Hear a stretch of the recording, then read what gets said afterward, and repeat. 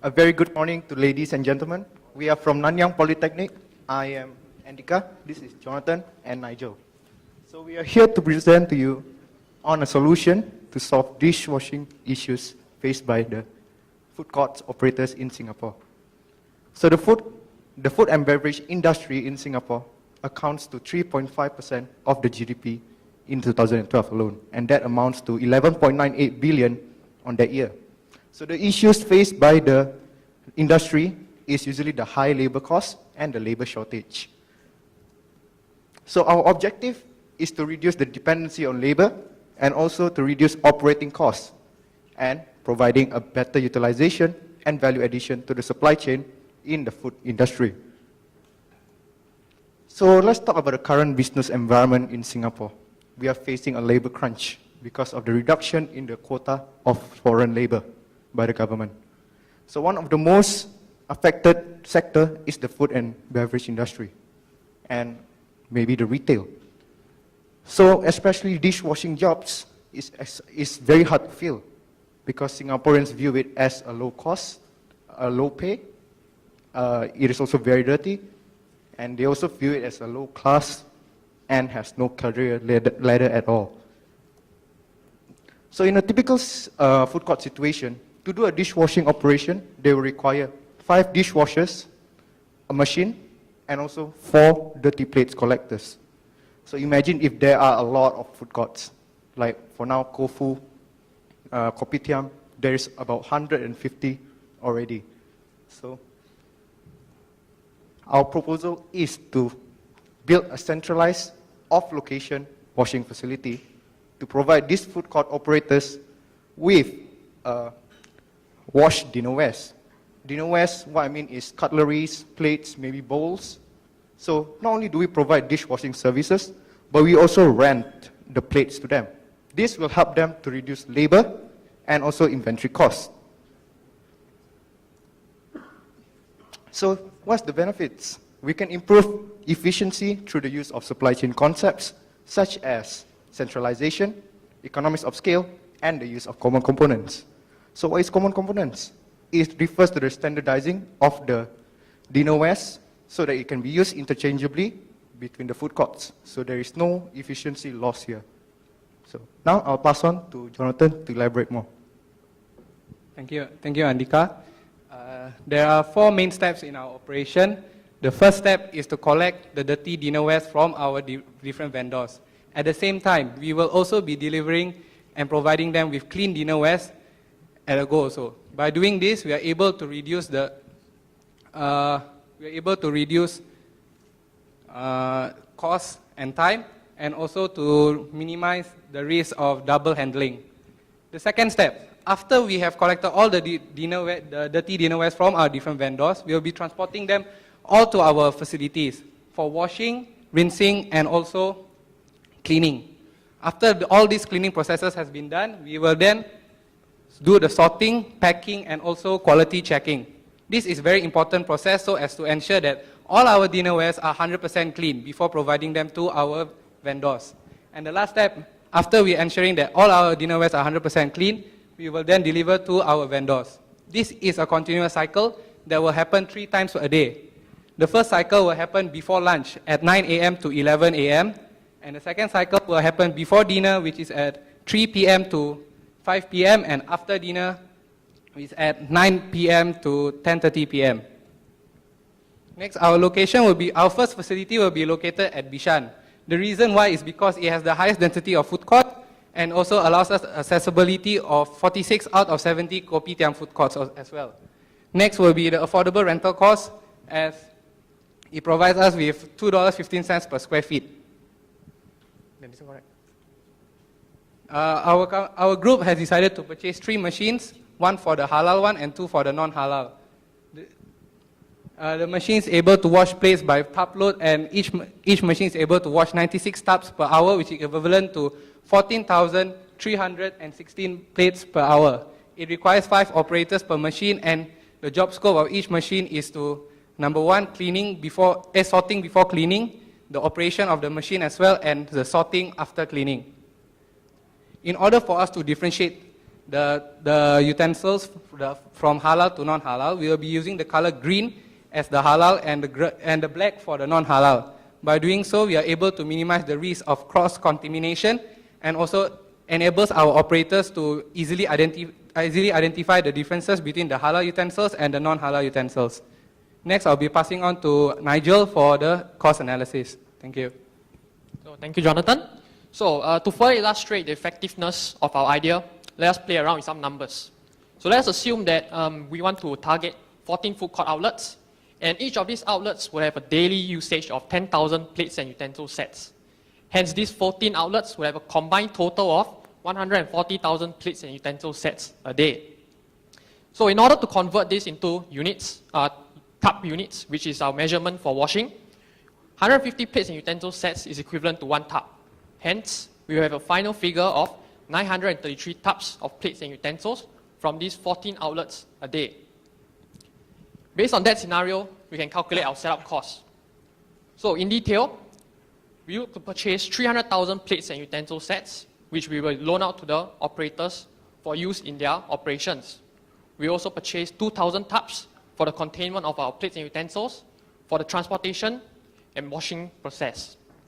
We will also require to have 35 trolleys, which will make it easier for our employees to actually move the tubs around.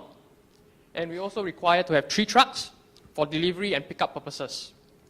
Finally, for the washing of our plates, we intend to purchase 3 ware washers. All in all of this will add up to a setup cost of 860,100. Now, moving on to the operational aspect. In this area, we take into consideration items such as our utility costs, the rental that we incur for the space that we require, as well as our labor. For this operation, we intend to hire 15 employees to run our ware washers, and a further 6 more to run our 3 delivery trucks. Hence, we will assign 2 employees to each delivery truck. With that being said, and after adding in the remaining operational cost items, we will come up with an annual operational cost of approximately $920,000. So, if we were to charge $4 per tub for every one that we wash, we expect to actually earn an annual revenue of $1.3 million. After deducting our annual operational costs and further deductions for tax expenses, we will find a profit figure of $351,636 annually. So, now that we have proved that our idea is profitable to us as a company, what about our food court operators?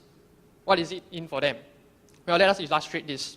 So over here we have a table which shows the cost for these operators should they do the washing in-house as opposed to using our services. So, first let's discuss the cost that they will incur if they were to do the washing in-house.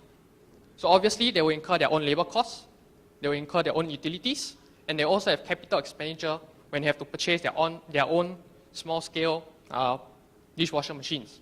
They also have to purchase their own cutlery as plate and cutlery sets. We work out that this will cost the food court operators an annual cost of about $1.38 million. Now, if these food court operators were to use our services, the aforementioned cost items on the part of the food court operators will be eliminated.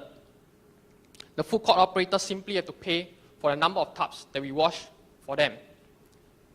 As such, we calculate that this will cost the food court operators $1.34 million a year.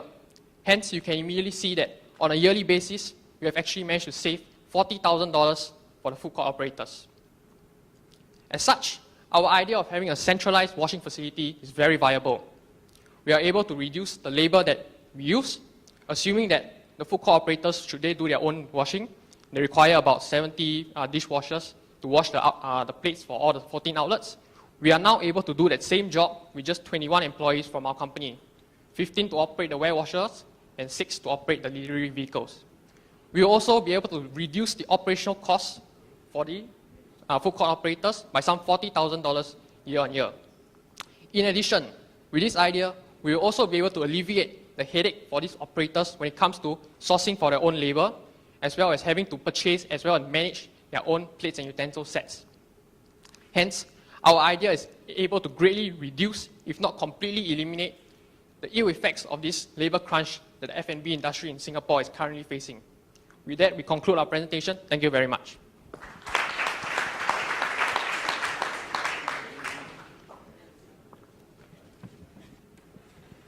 I think that was fabulous, brief, focused, numerical, business-orientated.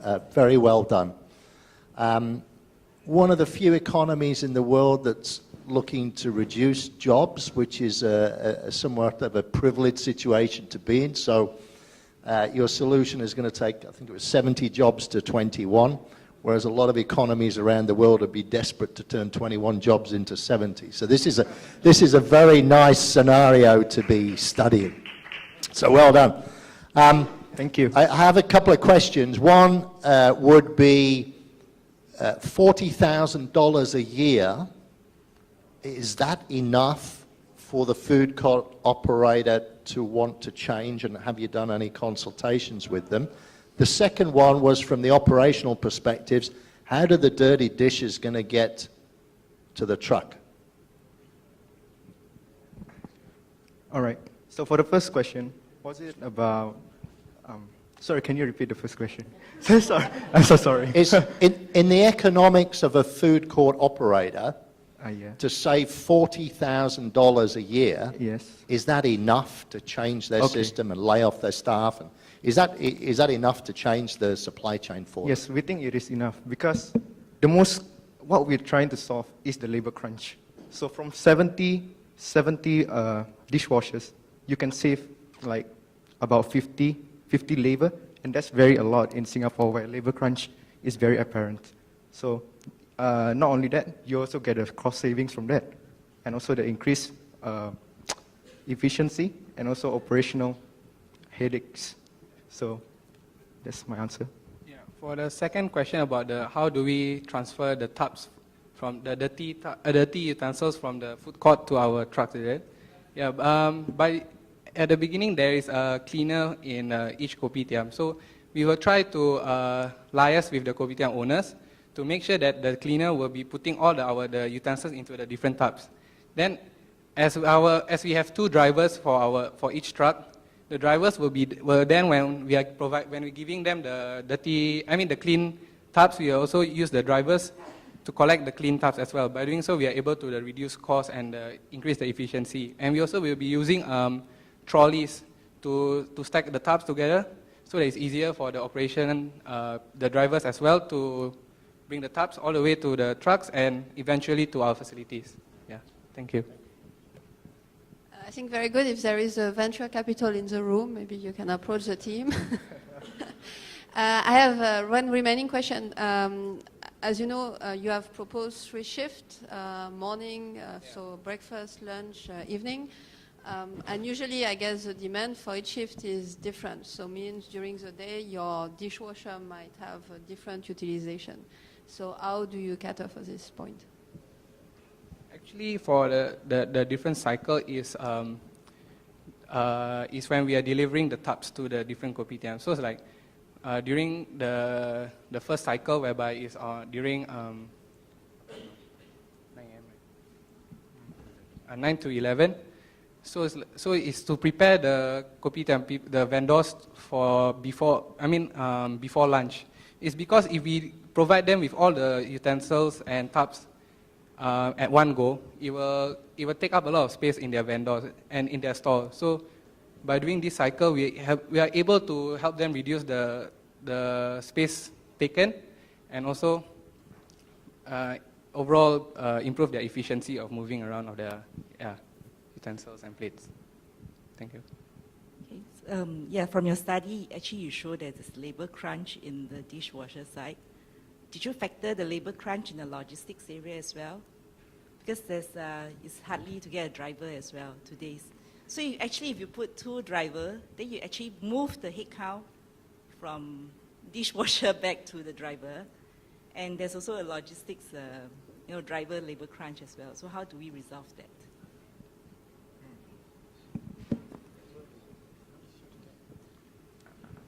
Okay, thank you for your question. Basically, as we said before, one of the main reasons why a lot of people shun this kind of jobs is because of the perception they have towards it. They view it as low class and not really a viable career option. But we feel that the drivers maybe could be viewed as a better prospects, So it could be slightly easier for us to get drivers. And in addition, compared to getting dishwashers, we require a smaller amount. So, yeah, thank you. You guys put in a storyline that is very close to our hearts. Right? We eat and sleep this kind of problem every day here in Singapore and maybe in many parts of the world. So thank you for bringing something very real to us, to discuss. I think the overall picture, the overall idea to drive is there. I'm very sure. The only thing that I think we need more punch in this is the financials. And I know you guys did a couple of financials there to show, because you're almost break even. So in order for someone to come in and say, I like this idea, I want to do this, I think the proposition has to be more robust. So this is not a question to you. Great idea, very stimulating. You guys brought something real to the table, and I'm sure somebody who is working for the government here will be very interested to solve a lot of this problem, because it kills a couple of birds here in terms of the issues and the challenges that we face here in Singapore. So congratulations, you guys brought something that is real, and just make sure that when you look at this, there are a lot of other elements of financials that's going to be built in. When you do a financial that is almost break even, you're going to step back and say this is not a risk worth taking, because it has to be $1 million, otherwise let's not do it. Yes. Right? Thank you very much. Thank you.